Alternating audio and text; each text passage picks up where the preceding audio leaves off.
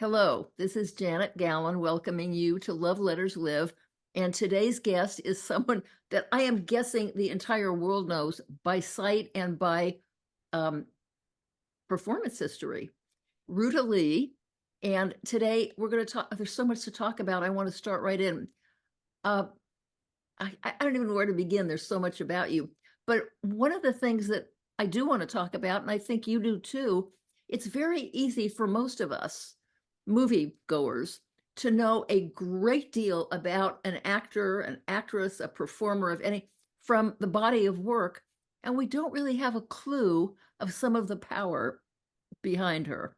So, are we going to talk about, excuse me, about your Lithuanian background today, may we, and your grandmother? And you start. I would be more than delighted, Janet, and thank you for sharing your listeners and viewers with you. I'm so pleased to be a part of your event today. Thank you. I think it's very important because you bring such interesting information to people Yeah. that they don't know. And boy, you touched right on it now. The power that I have, without a doubt, is part of my Lithuanian roots, those roots that are so firmly planted in the ground that no matter how high I think I'm flying and what a big deal I may be, those roots pull me right back down and say, Well, honey, tell me you're about how the roots work because you weren't born there, I understand. You were born in no, I Canada? was not. I Right. was born in Montreal, Canada. So, by the way, How did your along parents with being make you constantly aware of the importance of your roots? absolutely, they did. Lithuanian was my first language. I Oh, learned to speak English by playing with the kids in the street. We spoke Lithuanian at home and always did, and continue to this day because my darling cousin, who is the major domo of the house, is from Lithuania. So we speak Lithuanian at home, and those strong roots with them had a tremendous work ethic. Any Lithuanian, I think any of those Eastern European nations, anybody that comes over to the United States is blessed enough to work and grow and live the American dream here can make it. Why? Because they know how to work hard, they know how to save their money. Sometimes people think maybe they're even a little penurious, but that's because they have all lived through so many sure. horrible things. They But know what it is not to have food or a shelter, you know? at what stage in your life did you realize the ability and the talent you had, first of all, to lead you to the career you have? I don't know that I ever recognized anything. I think my mother recognized it before I did. Oh, God bless I her. was always a very loquacious child, and I was a very curious one. I kissed everybody on the street that I saw. And my wonderful teacher at school, Mrs. Jackson, who was my preschool teacher, kindergarten, said to my mother, Mary, dear, your child is different from the children that are in my classes. Oh, Give her lessons, give her dancing lessons, give her music lessons of some kind, whatever. And my mother did. And God bless her. She would pick me up at school, put me on a bus with her, have a sandwich wrapped in not wax paper. That was very expensive and very, very sophisticated. The bread wrappers from the ah. white bread at the store was what you wrap the sandwich in, you know. Mhm. And she'd put me on the bus and take me to a dance class or take me to a singing class and music, piano. God, I hated my piano lessons. I I was mean, gonna I ask. really hated them. To this day, I am not all that fond of rehearsal the way most people are. I'm just fond of performing. Let's put it Oh, that way. interesting. Okay. But We're lucky thank you. God Yeah. for my mom and doing this for me. And of course, being born in Montreal of parents who came from Lithuania, they couldn't get into the United States. The quotas were closed at that time, Janet. And so the next best thing was Canada, because that was right next door to the United States. And Canada was very, very good to my mother and my father and to me. But she didn't know anything about showbiz in New York, which was almost next door to Montreal, Canada. She knew nothing about live theater. She only knew about the movies. And she Ah. frankly thought that I was Lithuania's answer to Shirley Temple, Oh, you probably were. She'd watch Shirley Temple doing her wonderful stuff Sure. and her blonde curls. I never had the blonde curls, but she made sure to it that, and the only thing that she knew was Hollywood. Mhm. So it was her determination to somehow get us to Hollywood. My father had in mind moving south from Montreal to get out of the snow, and living in Hollywood, Florida. My mother had Hollywood, Isn't California that in mind. interesting? Okay. So at So, what stage, first of all, why don't you, for people who are too young to have seen some of your movies when they first came out, I'm happy to say that I am not too young to have seen any of them on their first. bless you. Um, let's just say what they were.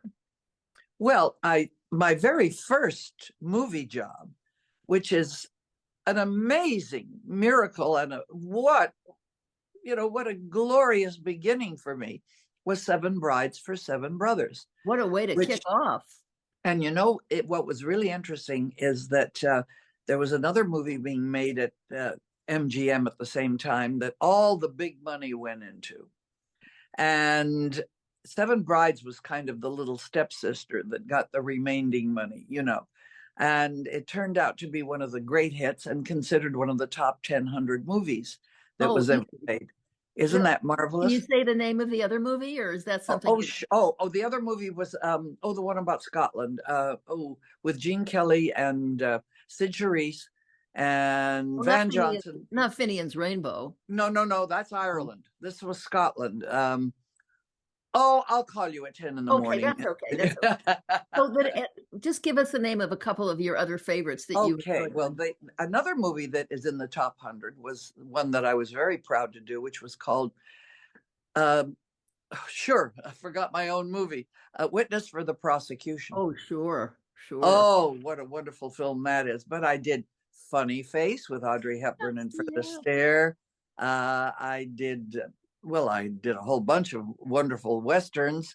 And then I also did a wonderful movie that I was the female star in, which was Sergeants 3, that had Frank Sinatra, Dean Martin, Sammy Davis, Peter Lawford. I was the girl in the Rat Pack in that, How and glorious. boy Now was that fun. people can stream all these movies now that you've Oh mentioned yes, of it. course, of So course. bring us up to date.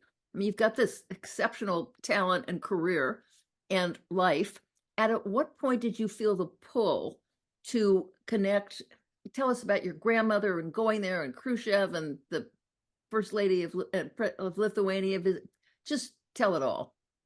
Well, the reason I said, of course, it was my parents gave me the background in all of Lithuania. My mother, God bless her, after the war, my grandparents had been deported. And we're not talking about highly sophisticated, educated people. My grandmother never went to school. My grandfather, I think, maybe made it to grade 3. They were little farm people. They knew nothing about anything. They were not political in any way. And they were deported by the Soviet system to Siberia. Oh my. Nobody could ever explain why. They were just one of many, many thousands of people that were deported. Now what My year? grandfather died en route to Siberia What when they year? took him off at a train station. This would have been in the 60s. Excuse me, in the 40s. Oh, okay. In the Just to get 40 a something others. 40, 43, 44, 45, right when the communists took over all of Eastern Europe. And my grandfather was one of the men huddling the women in the center in those cattle cars that they were being shipped out on. And his legs were frozen. And at one of the way stations, when they stopped for rest and they took off his boots, the flesh came off with it. Gangrene oh had set in. And he died at that way station. We have no idea of where he's buried. Well, I have a vague idea of where he's buried because a very nice man that happened to be Jewish, that was being deported as well, was at that way station, and he took my father's rosary and hung it on the cross that this Jewish man made for him, where he buried him at this way station in Siberia, which is a wonderful story, and it will go into my next book. Okay. But what happened to your grandmother then? My grandmother was shipped off to some God knows where place in Krasnoyarsk, and my mother finally located her through the Red Cross. Wow. And we started communicating, and my mother started sending packages to Lithuania, and not rather to Siberia. When we were allowed to send 40 pounds, 4 pounds of clothes, a pound of bacon, a pound of lard, a pound of coffee, whatever. And you know what got to her? We never talked to her. There was no way there was any long distance like that in those days, and we're talking the 40s. And then she had to stay there for something like 12 years. Oh my. And we kept sending packages, which helped sustain her. And then eventually this 90 some odd year old woman hitchhiked across Siberia and found other members of her family that she lived with, and they were permitted to either stay in what they had built for themselves in Siberia, or they could go back to Lithuania. Well, of course, they chose to go back to Lithuania, and we continued sending packages there. And one day I came home from work, and my mother was in a spate of tears. Letters took anywhere from 6 to 12 weeks to go back and forth to Lithuania, where she was living with one of my cousins at the time. And the letter said that it was written by my cousin because, as I said, my grandmother didn't go to school. So she was saying her thank yous. Thank you for the packages we sent, that they were able to trade for things. Thank you for the clothes that we sent her to be laid out in. It was very important for a Lithuanian lady, like any Eastern European lady, to have lovely clothes to be laid out in sure. At a funeral. And so she had her black dress and her little white apron and a colorful babushka to wear, a scarf. How did you end up getting her out? Oh, that's a whole other story. Well, let's have it. I went out with friends that night, and the more wine they poured, the more obvious it became, Janet, that I should do something quite dramatic. So when I got home in a slight haze of wine, I placed a call. And in those days, darling, you might remember, you could do person to person. You paid twice as much for person to person, but you didn't pay unless you got your party. Right. They really meant person to person, not number to number. Right. And I got on the phone and I said, I want to call Nikita Khrushchev, the Kremlin, Moscow, USSR. And that silly bitch operator said, how do you spell Khrushchev? Well, who knew? Anyway, lots of calls back and forth from Washington. Нет. No, Mr. Khrushchev not available. No, speaking Khrushchev. No, Premier, no. That's what I kept getting. In the meantime, when it got to be 9 o'clock in Washington, 6 o'clock for me in California, I started calling the Russian embassy in Washington. And same thing there. Нет. And I spoke to everybody from the dishwasher to the upstairs maid. And it was always niet. This time, when the operator called back, she said, Mr. Khrushchev, no speak it English. You speak with Vorishaw, his interpreter? I said, yes, because I remembered that this was the very attractive young man that traveled with him in the Soviet Union. Excuse me, not just in the Soviet Union, but in the United States. And when he was banging his shoe on the podium and saying rude things, this young man translated things into our very, very Victorian ears, material that was palatable to accept. And so I said, yes, I'll speak to him. And he got on the phone and he said, Miss Lee, we know all about you in the Soviet Union. We run your movies here. Oh, good. What can I do for you? And I said, I want to come to Lithuania because nobody was allowed into those satellite countries that Right. had joined Russia unless you were a very high Communist Party official. Well, I certainly was not. And I was amazed that they even let me in because I had done so many broadcasts for Voice of America Oh, condemning the Soviet system, you know. Anyway, I said, I want to come. And not only do I want to come, but I want to bring my parents who had not been there since they left 35 years earlier. And the State Department had said to me, don't take your parents because they could be detained by the Soviet authorities as primary citizens of the Soviet. And oh, I thought, God is not going to be so cruel. I want to bring my mother and father. And he said, well, why don't I present myself to the Russian embassy? And I said, please, I've already not done at all well with them. And he said, well, then in that case, you should speak to your senator or your congressman, at which point I went, what the hell does my senator or congressman have to do with my traveling in your country?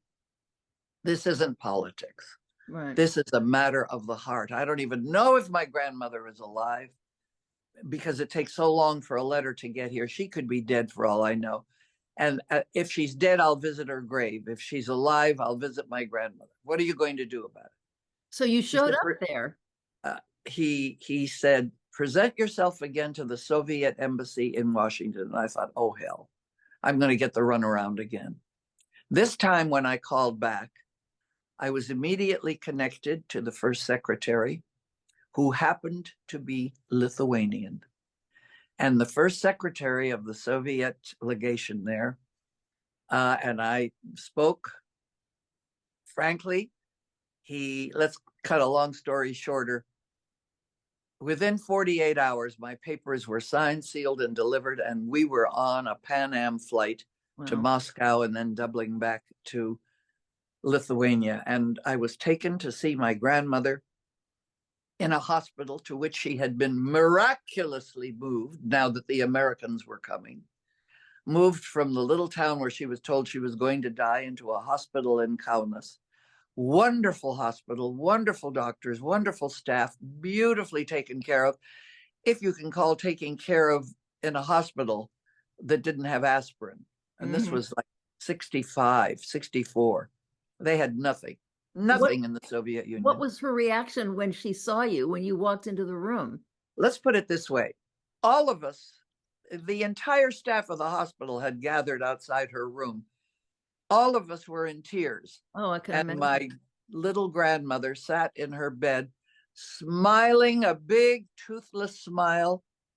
And she said, what are you all crying about? This is the happiest day of my life.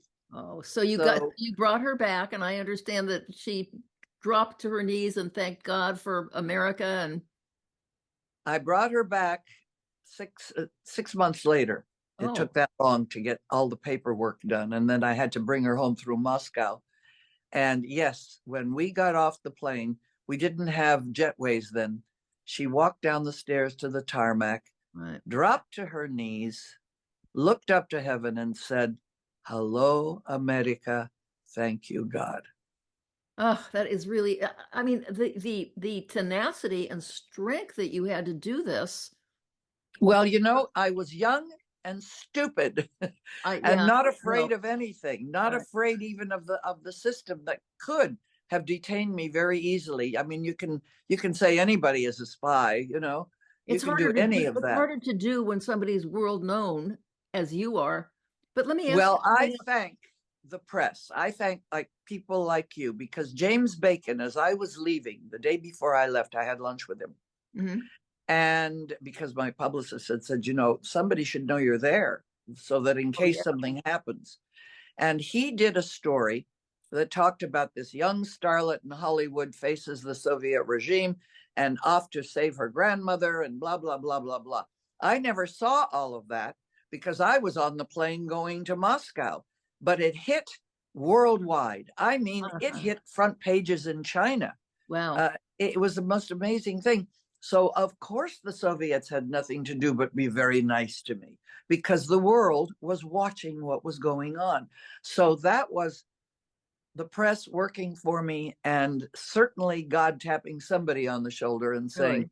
write this about her, you know. Oh, that this is just wonderful. This is just so inspirational and a real lesson and stick to it and fear nothing if you can.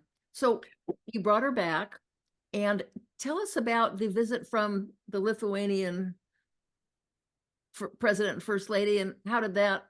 Well, the first time I saw them was in Lithuania, where I received the highest honors. I was invited to the White House in Lithuania, and it was just beautiful because considering I had been there when the Soviets were running things and it was dark and dreary and sad and everybody was a drunk because it was the bit of warmth you could get was from the homemade booze, you know, that you made. And it was awful. And to be back when Lithuania was free was absolutely magnificent. It Sure. shines, it glows. It's a great country and a wonderful place to visit.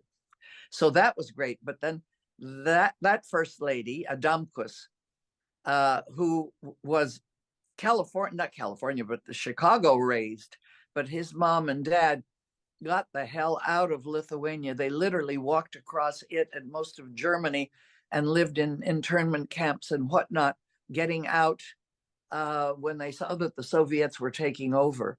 And he grew up in Chicago and became a self-made multimillionaire, lived the absolute American dream, and thought the best thing that he could do for his people was to go back to Lithuania, where he became president of Lithuania.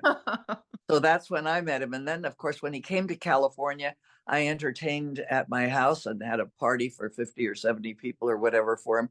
And that was kind of fun, and fed him good old American ribs and barbecued chicken and steak and all of that good stuff. And he just loved every second of it. I'm sure he Then did. the second president, who was mentored by Valdas Adamkus, and this is a man named Gitanas Nausėda, he came to lunch at my house because he was going to be in California for just one day and he wanted to see me. I had met him in Lithuania, and he and his wife and small party of officials came to lunch at the house. And that was very exciting. I mean, to have two heads of state, two Really? leaders of countries visit in my home is rather thrilling, and I must say very humbling. I couldn't get over how both of these men, but I think all great men have great humility and great appreciation for what has been given them, and great efforts in making things better for everybody than they have been. Let me ask you something. You have a book about all this, right? I do. It's called Please Consider tell us the Your title. Ass Kissed, It's which is the title that throws a few people sometimes, but it's an expression that I've used for many, many years, and I mean it from the bottom of not my bottom, but my heart when I say consider your ass kissed. When people have given me money for the Thalians, whether it's $50 or $500 or $500,000, or anybody has turned on a television set because I'm going to be on, or gone to a movie to see me, or come to a play to see me, what can I do but from the bottom of my heart thank them and say, consider your ass kissed. And I mean it. And I'm hoping that everybody that's listening to us now will go to Amazon or your local I was just going to bookstore. say yes, so they can And, order this book. Thank you. yes, you can order it anywhere, Barnes and Noble.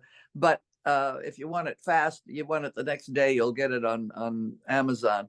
Right. And let me ask you something else, because well, I'm largely about love letters and the power of letters. And I usually ask people at about this point, if you were to write a love letter right now, gratitude letter, anything, to whom would it go? God. Oh, clearly. how nice. God. And I have to tell you that Love Letters is such an apt title for your show, and the information and the themes that you pass on. If it hadn't been for those letters back and forth to the Soviet system, right, which took weeks to get through, and mostly they came with big blackouts. yes, I was all going to censored. mention those letters, so that you moved mountains through letters. Through letters, exactly. Right. And then when she got here, the letters and the cards of welcome from the citizens of these beautiful, blessed United States of ours Mhm. were awesome.